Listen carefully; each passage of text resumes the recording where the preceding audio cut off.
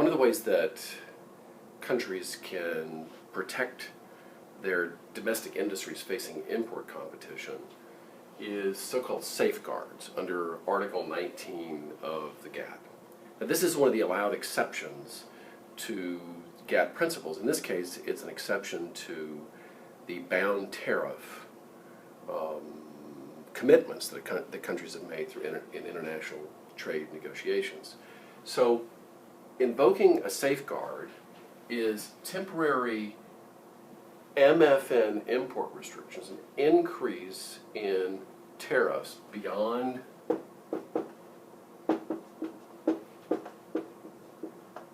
the bound tariff rates. So this is important to know.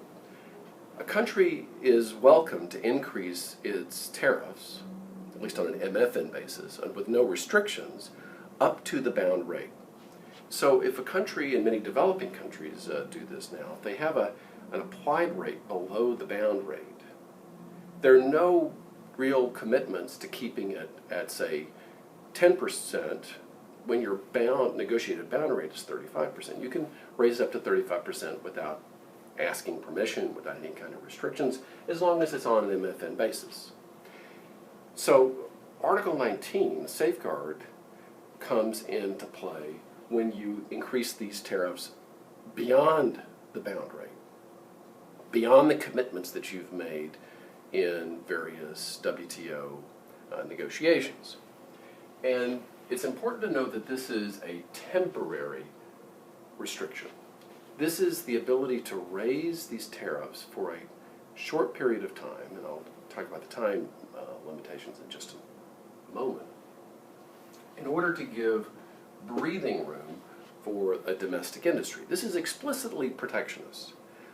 This is an opportunity for a country's industry to respond to the new competitive realities of increased import competition. It's not like anti-dumping or countervailing duty when there's been some arguments about unfair trade, either products being sold at an unfairly low price or government subsidies, something like that. This is no presumption of unfair practices at all. It's simply an opportunity for the domestic industry to get on its feet, if you will, but under certain circumstances. So let's talk about what those circumstances might be. So the criteria that a country needs to look at in order to invoke a safeguard: one, imports must be rising. Now that may seem like a trivial requirement, but it could be the case that countries will try to invoke this when, say, the market share of imports is going up, but imports haven't actually risen. It's because of other changes in the marketplace. So the safeguard requires that imports are rising in an absolute way. Second, you need to show that these rising imports cause what is known as serious injury to the domestic industry competing with the imports. Now, we've seen this idea of injury before. When we talked about anti-dumping and countervailing duties, there was material injury. Material injury is a lower threshold. This is a higher level. It's hard to say exactly what serious injury would entail, because the language is a bit ambiguous with this. But it's you know, in the end, it's when there are significant and important reductions in employment, in production, in profitability. I mean, an industry really needs to be having a hard time in order to invoke this. So you've got these two criteria which are implemented or evaluated by the domestic government. So this is not something that the WTO does. This is something that the country where the imports have surged implement and administer. So they are deciding and analyzing whether or not imports have risen, whether or not there's serious injury to the domestic firm. So let's look at some of the other aspects of this, which is, for example, have to do with the time frame. So if you have a safeguard for less than 4 years, okay, so you've put this in place for, say, 3.5 years, something like that, then there's no requirement for compensation. Now, I'll talk about what that compensation means in just a moment. But I want to make clear that what you're doing is you're increasing tariffs beyond your bound rate. I mean, this is fairly serious breach of your international commitments. So if it's more than 4 years, or 4 years or more,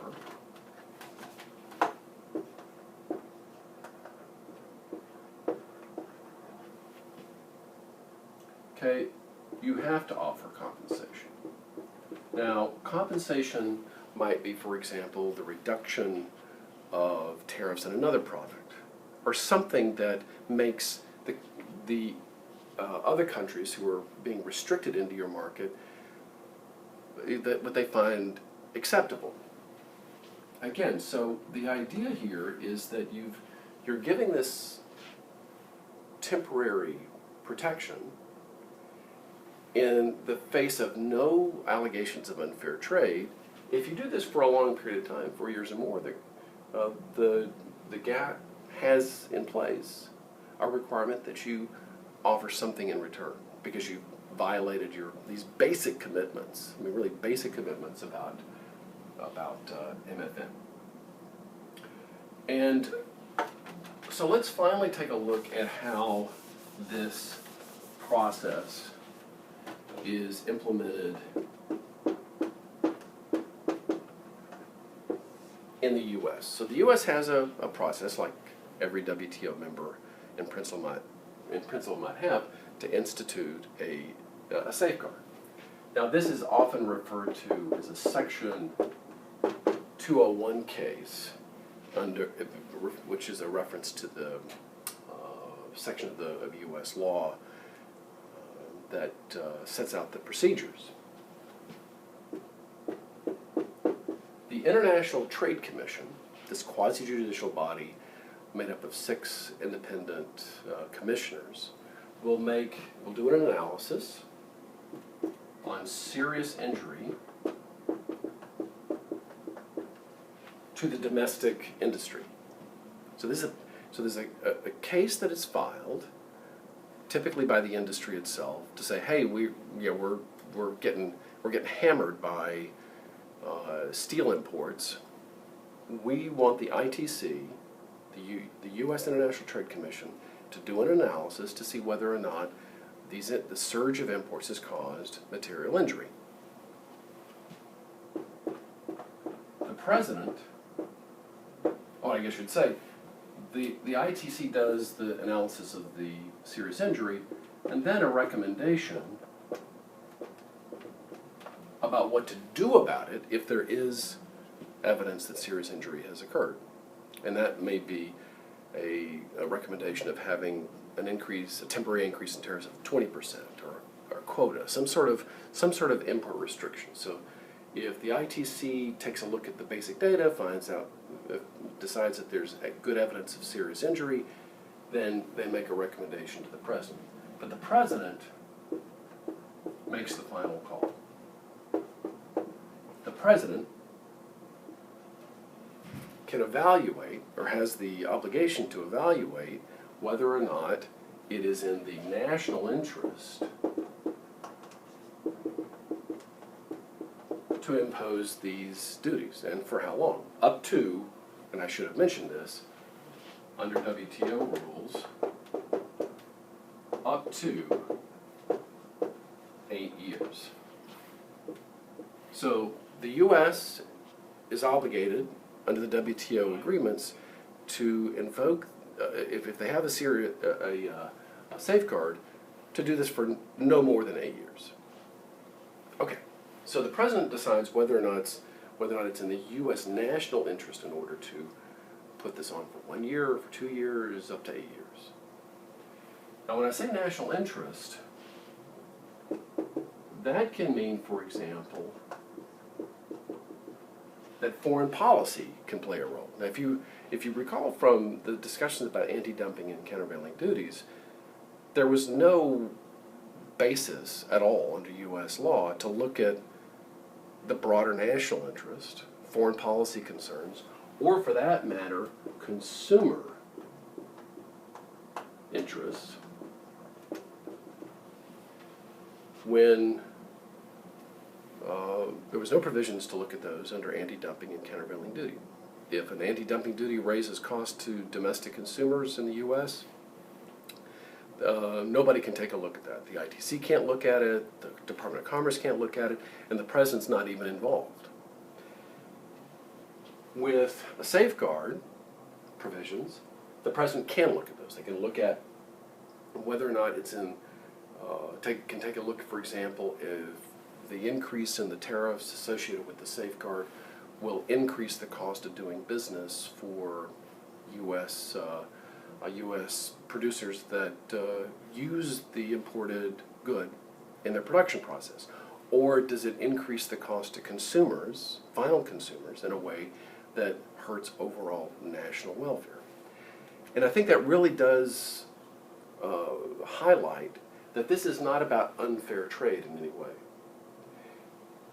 It's fairly traded goods, it's causing problems to the domestic industry, and the President, in considering whether or not it makes sense to do this, can look at these broader national concerns before invoking the duty.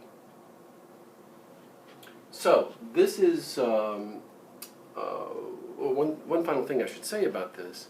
When we do analyses of the standard increase in tariffs, the textbook example of increasing tariffs, it really is more like this. You're increasing tariffs on everybody. MFN increase in the trade restrictions. It's not like anti-dumping and countervailing duty, which is for one set of imported goods and not the others. This is across the board increase in tariffs that has at least the intent to give an industry a chance to remake itself to deal with the realities of international competition. Now, one final word about how the U.S. does this. I say this is on an MFN basis. For the U.S.,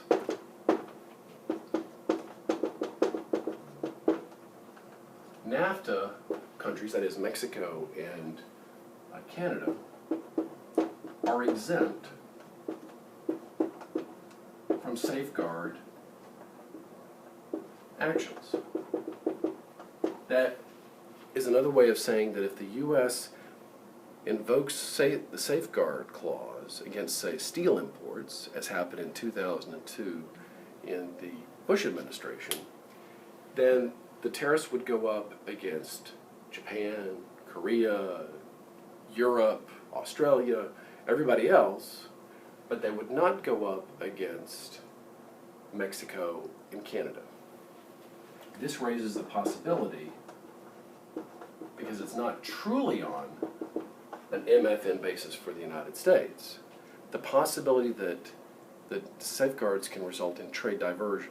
You increase the tariffs on everybody except for Mexico and Canada.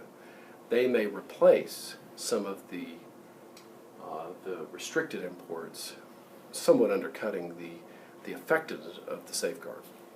But the NAFTA agreement has that provision in it. Broadly speaking, though, in most countries, this is an increase in the restrictions across the board. I will say that the that the number of times that safeguard actions take place in WTO members is actually fairly rare. And I think that reflects that this is a fairly blunt instrument. No accusations of unfair trade. The trading partners haven't done anything wrong. So the provisions are such that countries do not invoke this, certainly not nearly as often as anti-dumping actions. Also, as a practical matter, the WTO dispute settlement has been very tough about cases brought before it involving safeguards. Details I don't want to go into right now, but it's difficult, if not impossible so far, to get the WTO to approve the invocation of an Article 19 action, basically having to do with details of the agreement. So not used very often.